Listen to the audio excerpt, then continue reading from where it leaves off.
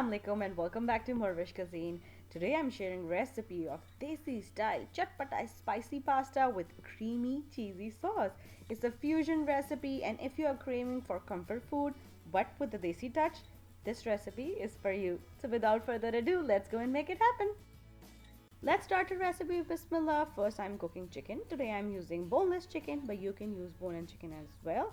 With a very little oil on a medium flame, I started cooking chicken with some ginger and garlic and cook until chicken changes its color. Now, I'm adding chopped tomato in there. Mix tomato well, and then I will season it with some salt, crushed and roasted cumin powder with coriander powder and red chili powder. Mix all the seasoning well and cook until chicken is completely tender.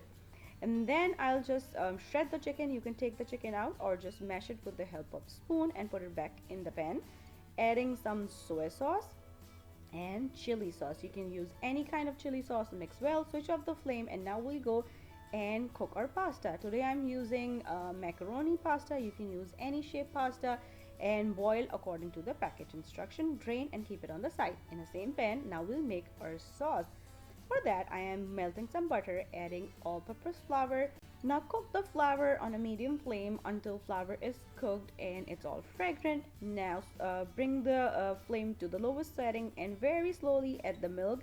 Keep stirring until flour is mixed through. Then add all the milk in there and keep whisking until all the flour is completely mixed in the milk and there are no lumps. Then I need to add the stock, but I'm adding water with the stock cube in there with the crushed red chili flakes. Mix well until everything is completely mixed. You can add salt in there, but make sure that stock cube have extra sodium in there.